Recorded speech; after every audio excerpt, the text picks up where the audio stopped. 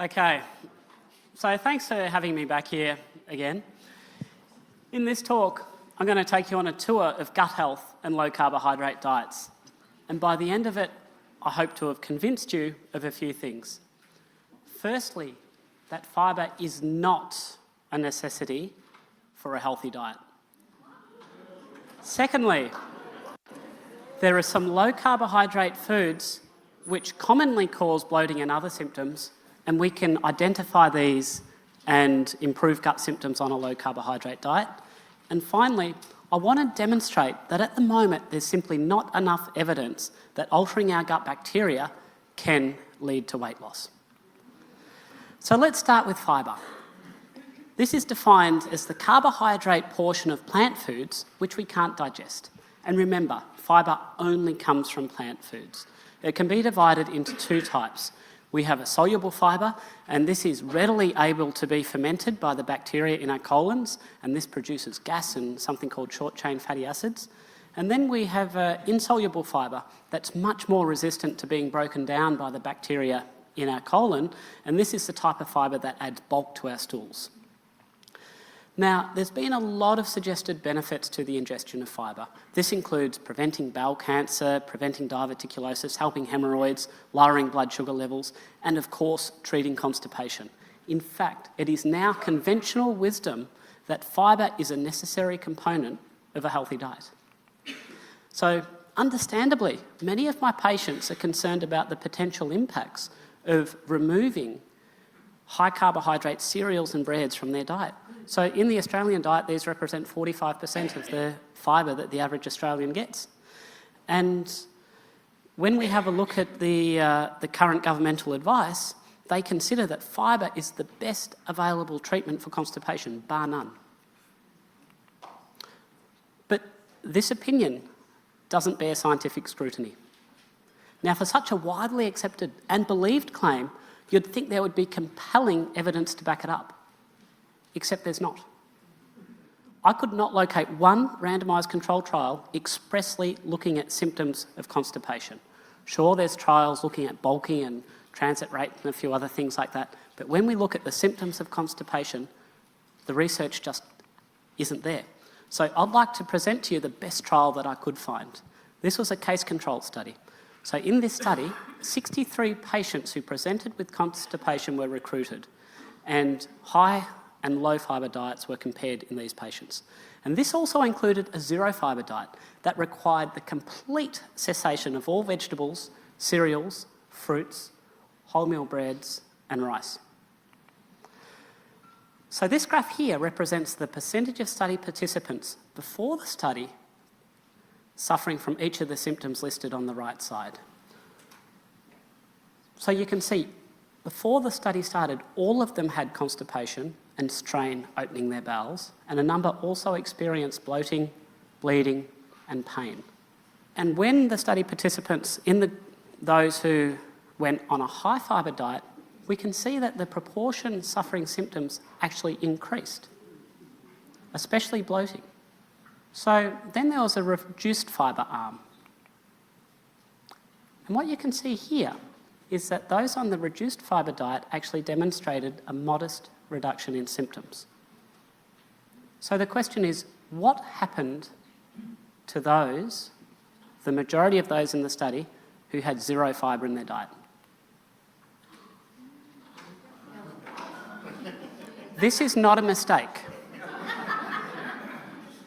I didn't just forget to put something in the slide there. Now, not one patient on the zero fibre diet had any symptoms. That's quite astonishing, really. And these findings were highly statistically significant, highly. They weren't due to random chance. Now, just out of interest, every single person in the low zero fibre group ended up having one bowel action per day, every day. How did this compare to those in the high fibre group? One bowel action on average every 6.83 days. Still think that fibre is good for constipation?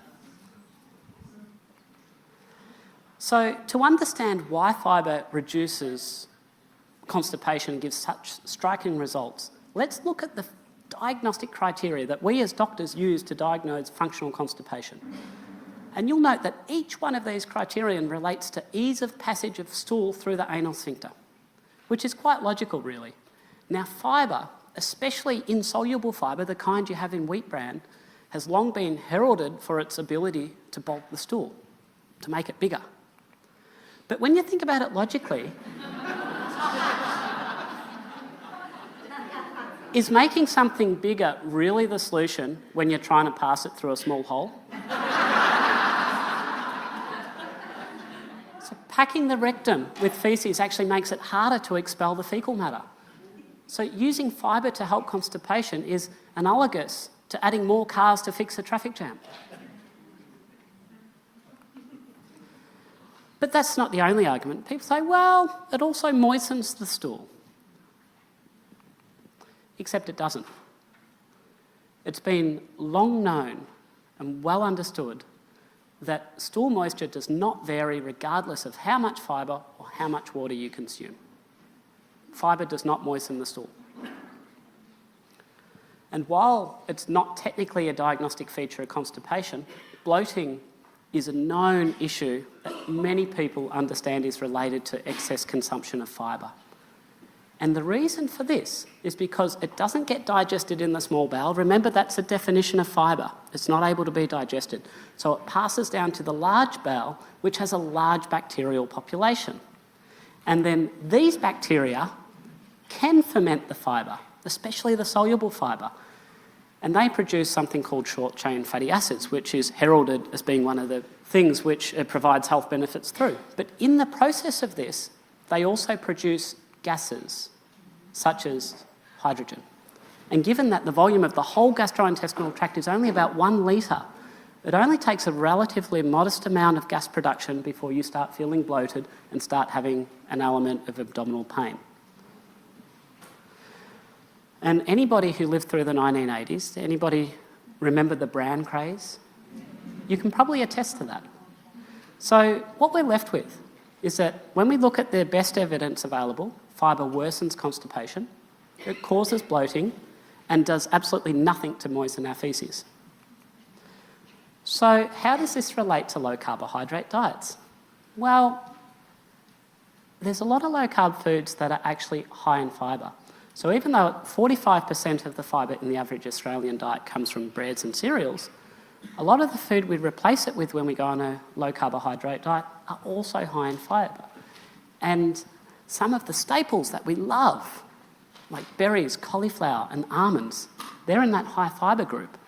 And if you understand that when they get metabolised in the colon by the bacteria, they can produce gas and bloating, you can understand why if you have a whole bag of nuts, you might feel a degree of discomfort down there.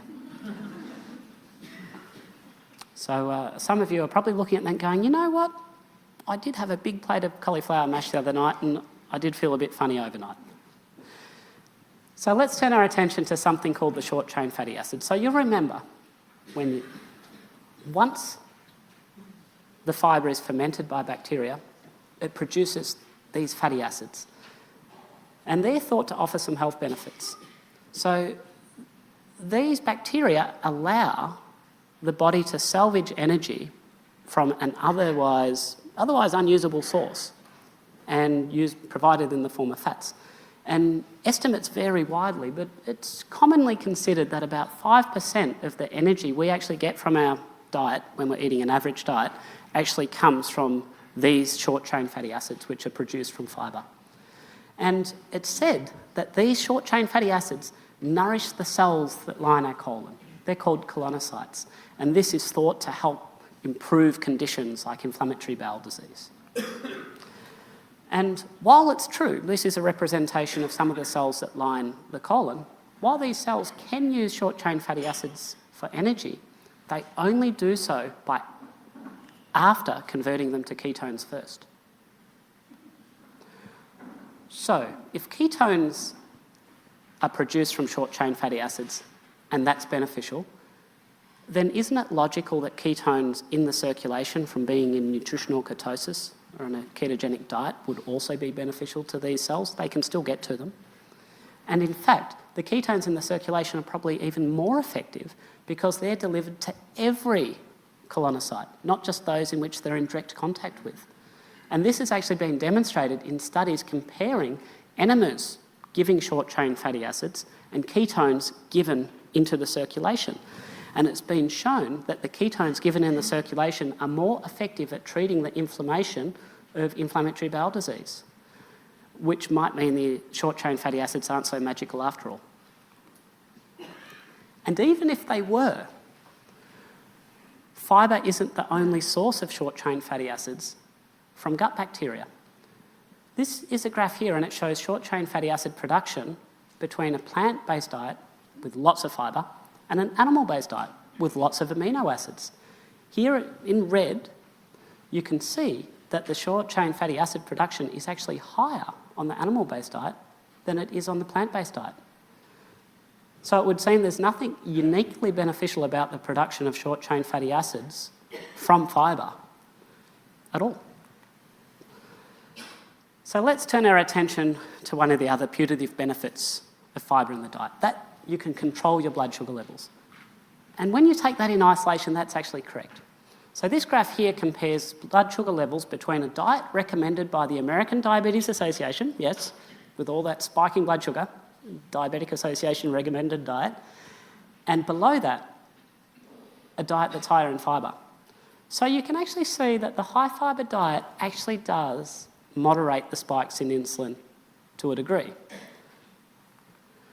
But the point that should probably be made, that if you didn't eat all the carbohydrates in the first place, then you wouldn't need to worry about controlling the sugars with fibre. And even with the fibre, if we convert it to our units, the blood sugar level still goes over 10.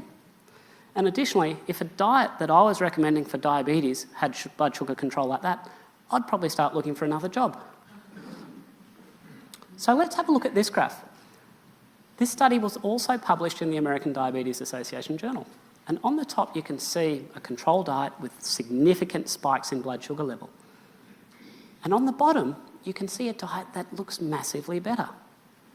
And, far better than the diet that you just saw with extra fibre added to it. Now, the diet on the bottom is what's called a low-BAG diet. This stands for low biologically available glucose diet. I guess you can't use the term low carb in a diabetes journal, huh?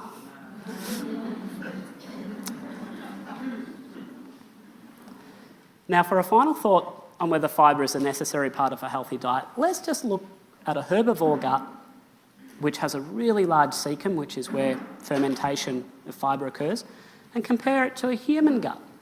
So clearly you can see that our gastrointestinal tract just isn't set up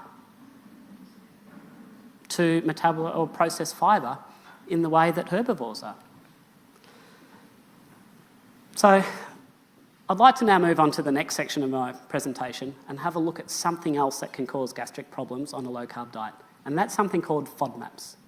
So FODMAPs are again carbohydrates. They're a group of short-chain carbohydrates with some common features. So firstly, they're poorly absorbed in the intestine, and because of that, they get down to the colon where they can be fermented by the bacteria, again causing gas, much in the same way that happens with soluble fibre. And also, these FODMAPs, these particular carbohydrates, attract fluid due to a high level of osmotic activity, and that can lead to watery stools. And both of these symptoms are seen in a condition that we call irritable bowel syndrome. And as well as causing loose stools, FODMAPs can also cause constipation, something else which is seen in irritable bowel syndrome. And the way it does that is when the bacteria metabolize them, they produce methane. And methane gas has actually been shown to cause constipation. And when people with this irritable bowel syndrome, repeated in lots of different studies, when they're put on a diet that's low in these FODMAPs, about 3/4 of them have significant improvements. And I'd like to illustrate that point with a very interesting study published earlier this year. So there's a condition called non-celiac gluten sensitivity. So these patients, they get gut symptoms when they eat foods that contain gluten. But when we test them for celiac disease, it all looks normal. Now, the thing to understand is that foods that contain gluten also often contain something called fructans. And this is one of the FODMAPs. So this study recruited patients with this non-gluten celiac sensitivity and gave them specially made bars. Some of them had fructan in them, some had gluten, and some had neither.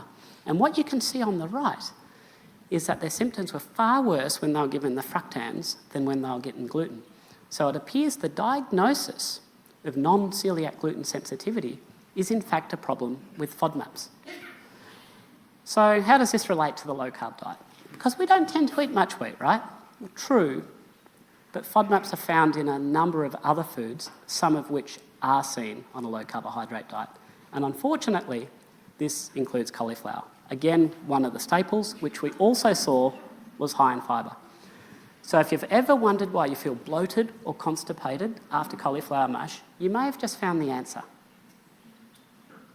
Now let's have a look at the P in FODMAPs. And this stands for polyols, which represents artificial sweeteners called sugar alcohols.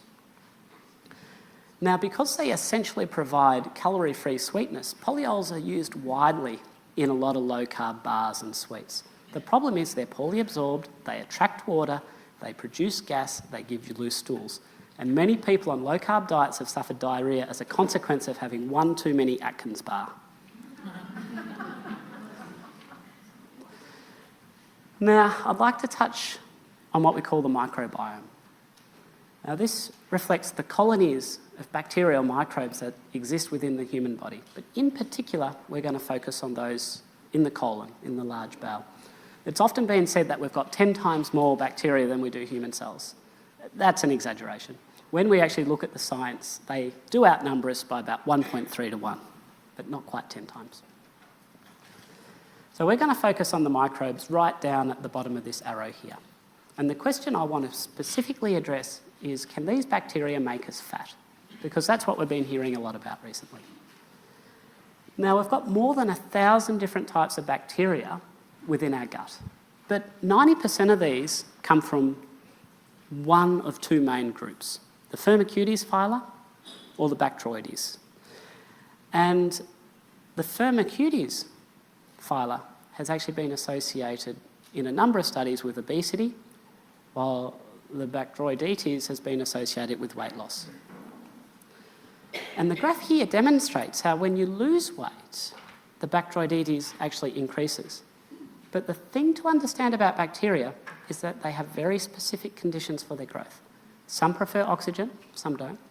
Some like fibre, some don't, and so on. And the bacteria, if they like the conditions you give them, if they like the nutrition you provide them, they will proliferate. So simply by providing a different source of nutrition, we can change the bacterial colonies in our gut. And these changes occur rapidly. Within a single day, it's been documented that you can get major changes in the bacteria within your gut. But the big question is, can we deliberately change the balance of bacteria to lose weight?